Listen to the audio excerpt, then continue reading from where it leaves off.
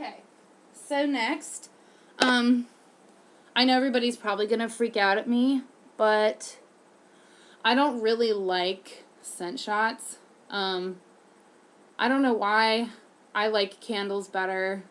So for the $3 extra, if I haven't really tried anything before and I'm not sure if I'm going to like it, I usually end up just ordering it in one of the mini jelly jars. They're cute, they're little, you know, they're not that expensive if I don't like them. Also, my sister's really into CBV, so if I end up not liking something, I tend to just give her one of these, which they're easy to send since they're little. But this is in Whistlin Dixie. Sorry, kind of awkward there. The scent Whistlin Dixie is described on the website as red currant, soft dewberry, southern cottonflower, ylang ylang, lily of the valley, white amber, and vanilla orchid. It's kind of got an additional musky note to it. The first thing I got was the currant and the cotton, basically.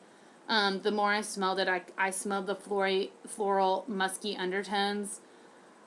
It's a little bit powdery, in my opinion, but it's not obnoxiously powdery, because if it was, I wouldn't like it. Oh my god, I'm saying so many times, like we talked about on the message board. Anyways, definitely a beautiful scent. I would also put this one in almost any room in my house. It's just really pretty. That's really the best way to describe it. So, Whistlin Dixie, very good. And I like it because it says Dixie in it, and I'm from the South. Yeehaw. Next up, Tomahawk Memories. This is a mix of what goes around comes around, which I've never tried. Sugared spruce, autumn leaves, peace, and a hint of cedar and a dash of vanilla bean.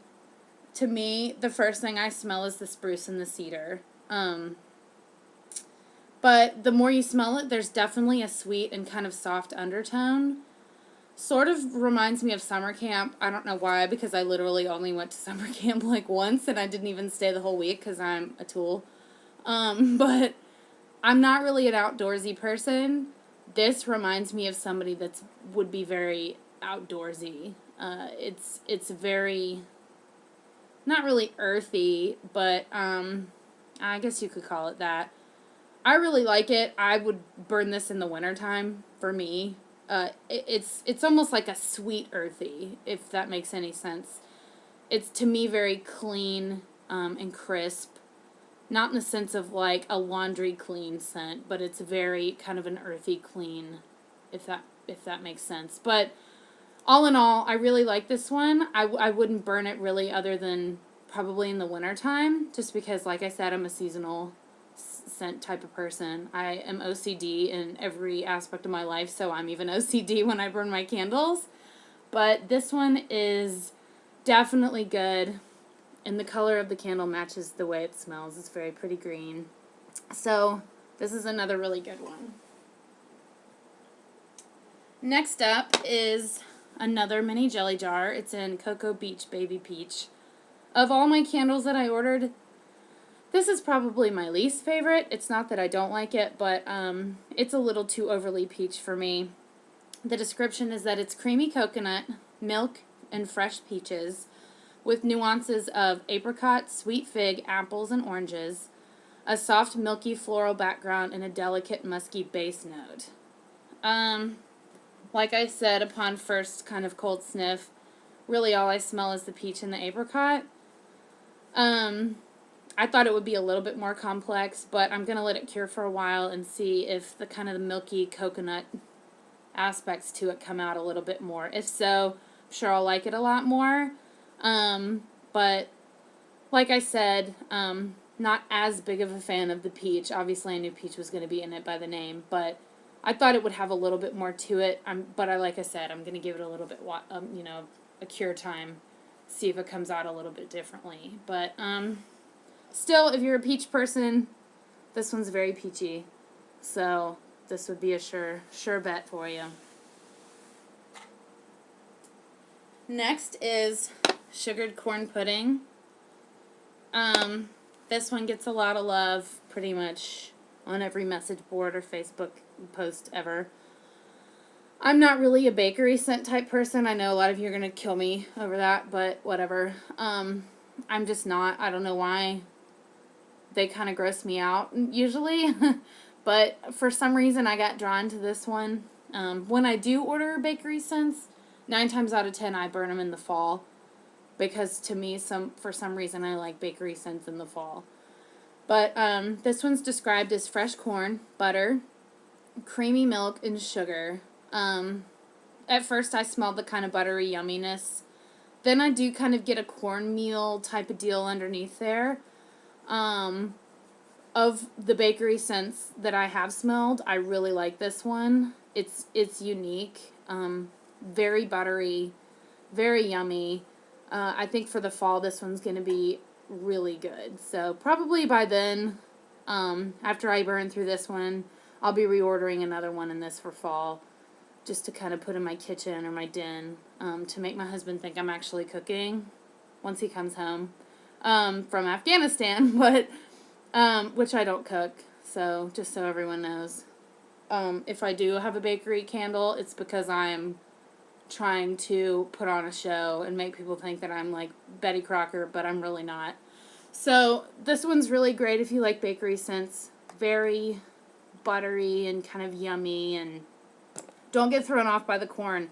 It doesn't smell like, oh, I don't know. It doesn't smell like corny and gross. It smells really good. So, recommend. Next up is another mini jelly jar in Spellbound. When I first smelled Spellbound, it smelled kind of like Fair Day, to be honest, which is another one of mine that I ordered. It's supposed to be cotton candy combined with Granny Smith apples, creamy butter, caramel sauce, vanilla, maple, and obviously sugar. To me, like I said, smells a lot like Fair Day. The more I smell them next to each other, though, I realize that this one definitely is Granny Smith. I can distinctly smell that. The buttery and sugary notes in this are way more prevalent to me than in Fair Day. But primarily the difference, in my opinion, between the two is this is Granny Smith, the other is Macintosh. If all of you can't really tell the difference between apples, I eat tons of apples, so I can tell definitely. I love the Granny Smith note to this one. It just gives it this really yummy crispiness. But the sweetness is just really, really good as well. They combine really well. And plus it's this cool purple color, which I wouldn't have thought of. But definitely like this one. I would burn this really any time of year, although it's more to me of a fall one again. But recommend this one. Like I said, I also got Fair Day. I've already kind of gone over it a little bit. But this one's described as caramel, apple, and cotton candy, basically. To me, it smells like a carnival in a glass jar. The crispiness of the Macintosh apple slathered kind of with caramel hits me personally right away. I do get a slight cotton candy note, but not really on cold throw. I will let it cure. Most of the reviews that I've either read or watched, they get the same thing as me, just the apple really at first. I'm curious to see once I warm it up if I get more of the cotton candy note to it. I hope so, because I'm addicted to cotton candy. Well, candle form, I'm on a diet, so not in real life. But definitely like this one too. They are, like I said, very similar to Spellbound, but if you put them side by side, they do have a definitely a different apple note to each of them. So, once again, slam dunk.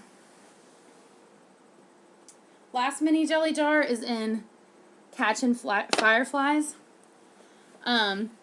It's described as a base of warm amber, sandalwood, vanilla, patchouli, and musk, supporting mid-notes of rose, orange flower, iris, and lotus blossom, with top notes of berries, plum, orange, and bergamot to create a sensual fragrance. The first thing I get when I smell it is, on cold throw, the orange flower and the musk. I can pick out orange flower in almost anything because it's in a lot of my perfumes. I love the way it smells. But the longer I let this one sit, it's becoming a little bit more complex. It's a slightly fruity floral. Told you I would be awkward. Another great addition, pretty much to any room in the house. Once again, this is also a really pretty smell. Even the name's really similar to Whistlin Dixie, but to me they're both very like pretty, kind of complex, really just gorgeous smelling candles. I would recommend this one to almost anybody as well.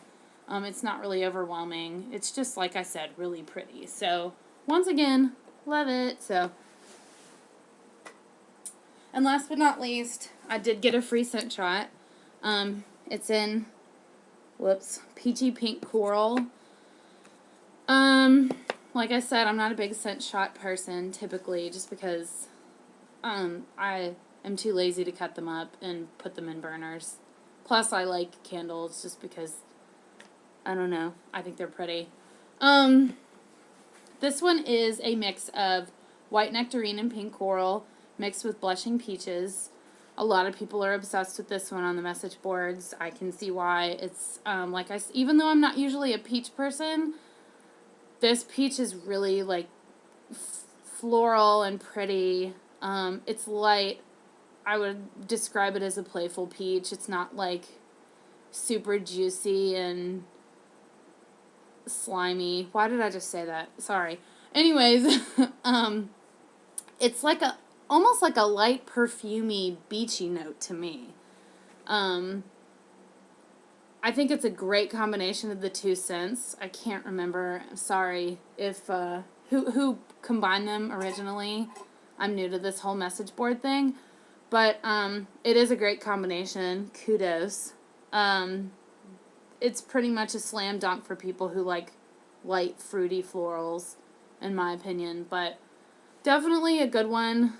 I will probably be revisiting this in candle form, which is, I know, Victoria's pretty much strategy in sending these free scent shots is to kind of suck you into another candle, which is definitely not hard for me because they smell so good. But I really recommend this one. I don't really have to because people talk about it so much, but love it, love it, love it. But that's basically it on my March order. Hope you guys enjoyed my first video. Hope it wasn't too awkward. And that's about it.